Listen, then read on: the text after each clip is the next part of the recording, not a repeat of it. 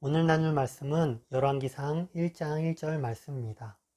다윗 왕이 나이가 많아 늙으니 이불을 덮어도 따뜻하지 아니한지라. 어떠한 죽음을 맞이할까 라는 제목으로 말씀을 나누어 보려고 합니다. 다윗 하면 어떠한 단어가 생각나십니까? 다윗은 용맹함의 대명사, 그리고 열정적인 예배자였습니다. 그는 젊은 시절 가나안 땅 방방곳곳을 뛰어다니며 정복했습니다. 뿐만입니까?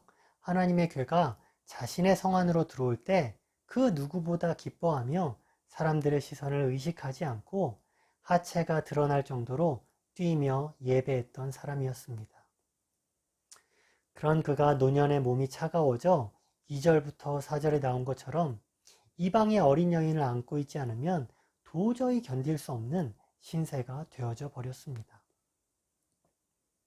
한때 수백 포기의 김장을 해도 끄떡없고 계단을 뛰어다니며 행사를 준비하고 부흥회 때 북을 치며 교회가 떠나가도록 찬양하고 기도했던 성도님들이 나이가 들어 계단 한 칸 한 칸 오를 때마다 힘겨워하시는 모습을 보면 가슴이 많이 아픕니다.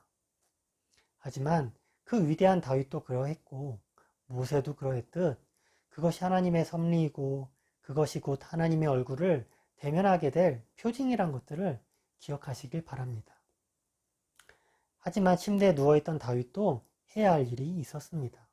바로 후계자를 정해야 하는 일이었습니다. 여호수아가 죽은 후에 이스라엘이 급격히 무너진 이유는 무엇입니까?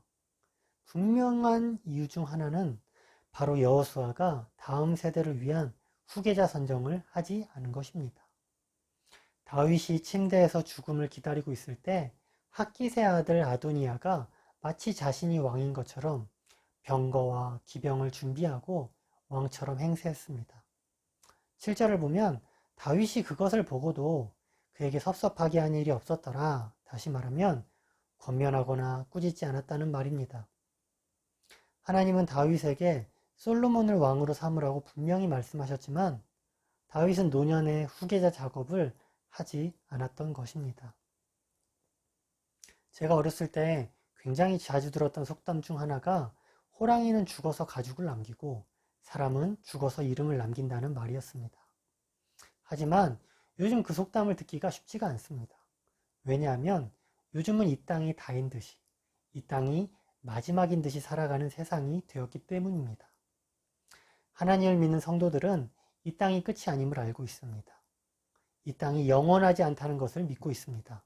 하지만 우리 역시 세상의 가치관에 잠식되어 어떤 죽음을 맞이할 것인가, 하나님 앞에 섰을 때 무엇을 꺼내놓을까는 생각은 하지 않고 어떻게 하면 건강하고 안정적인 노년을 보낼까만을 고민하고 걱정할 때가 많은 것 같습니다. 다윗이 늙어 침대에서 차가워져 갈 때에도 하나님은 그에게 위대한 사명을 가지고 계셨습니다. 하지만 그는 그 사명은 뒤로 한 채 그 생을 좀 더 유지하기 위해 이방 처녀를 안고 있었습니다. 분명 건강 유지도 필요합니다. 하지만 하나님의 사명은 내팽개치고 이 땅에서의 삶이 다인 것처럼 살아가는 것은 분명히 큰 잘못입니다. 자칫했다면 이스라엘이 르호보암 왕 때 남유다와 북이스라엘로 갈라지기 전에 이때에 아도니아와 솔로몬의 나라로 갈라질 수도 있었습니다. 사랑하는 성도 여러분, 하나님은 나이와 상관없이 그 나이에 맞는 사명을 가지고 계십니다.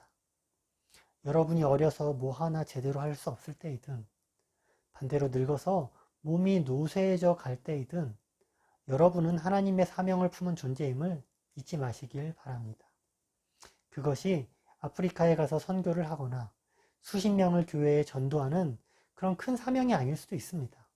그냥 아내에게 아무 이유 없이 꽃 한 다발 갖다 주며 고생 많지? 라고 말하거나 남편과 자식을 보며 혀를 끌끌 차는 것이 아니라 이 악물고 떡 하나 더 갖다 주는 것. 그것이 저와 여러분에게 주어진 오늘의 사명일 수 있습니다. 그것이 비록 볼품없어 보일지라도 그것은 하나님께서 주신 사명이기에 세상 어떤 사명과도 비교할 수 없는 위대한 사명입니다. 주름이 패이고 눈이 안 보이고 계단 하나 오르기 힘들다고 여러분 스스로를 쓸모없는 존재로 취급하지 마십시오. 여러분은 그런 취급당할 존재가 아닙니다. 여러분은 하나님의 위대한 사명을 품은 존재입니다. 오늘 하루 거울을 보며 스스로에게 말하십시오. 김집사, 너 위대한 사명을 가진 자야. 박권사, 너 위대한 사명자다. 라고 이야기하십시오. 그리고 오늘 하루 하나님 앞에 설 그날을 생각하며 그 누구를 만나든 그 무엇을 하든 죽게 하듯 하는 은혜가 있기를 축복합니다. 사랑하고 축복합니다.